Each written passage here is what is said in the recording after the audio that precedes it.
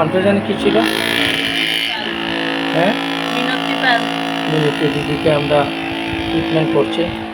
ওনার হাতের এই অংশগুলি একবারে ব্যান্ড করতে পারতেন না, উনি এখন ব্যান্ড করেন তো, হ্যাঁ তুলেন। হ্যাঁ, আগে উনি একবারে মুভ করতে পারতো না, বেশি এখন নিয়ে আসেন।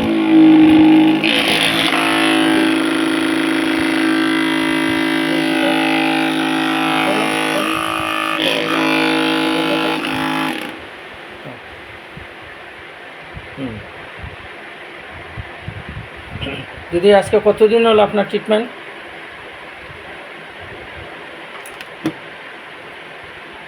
12 দিন। 12 দিন। আচ্ছা, 12 দিন আগে কেমন ছিলেন আর 12 দিন পরে চিকিৎসার পরে এখন কেমন লাগছে আপনার? আরাম পাইছি। কি আরাম পেয়েছেন? ব্যথাটা একটু কম। আচ্ছা। হাঁটা চলা করতে পারি মোটামুটি। হ্যাঁ। হাতে কাজ করতে পারি। হুম। আগে পারতাম না, বাসন টাসন ধুতে, কাপড় ধুতে, এখন মোটামুটি পারি। হ্যাঁ। খাওয়া দাওয়া? খাওয়া দাওয়া কখন পারি। ল্যাট্রিন বাথরুম ঠিক আছে। ঠিক আছে না? আচ্ছা, আমরা এখন ওনার পায়ের পয়েন্টে আমরা ইয়ে করছি।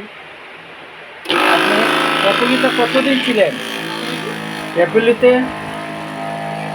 এরপরেতে 1 বছর হইল গেছে। ওখানে কতদিন ট্রিটমেন্ট করলেন? 9 দিন। 9 দিন করার পরে আরাম পাই নাই। আচ্ছা, তারপরে উজ্জাইতে এসে কোন জায়গায় দেখিয়েছেন? এনএল ভকত। আচ্ছা, এখানে এখন আকুপাংচার ট্রিটমেন্ট করে কেমন লাগছে? মোটামুটি একটু আরাম পাইছি। আপনার মধ্যে একটা কনফিডেন্স এসে ভালো হবেন, তাই তো? তো আমরা ওনার আঙ্গুলটা আবার দেখে নিচ্ছি। সিধা করেন, মুট করেন। মাত্র কয়েকদিনের মধ্যে উনি অনেকটা ইমপ্রুভমেন্ট হয়েছেন। আমরা আমাদের কলকাতা আনন্দনগর আকুপাংচার মেডিকেল কলেজে আমরা এই রিপোর্ট পাঠিয়ে দিচ্ছি। ওনারা ওনাকে পর্যালোচনা করবেন। আমরা এখানে ওনার রিসার্চ করছি, আশা করি উনি সুস্থ হয়ে উঠবেন। নমস্কার দিদি, ধন্যবাদ।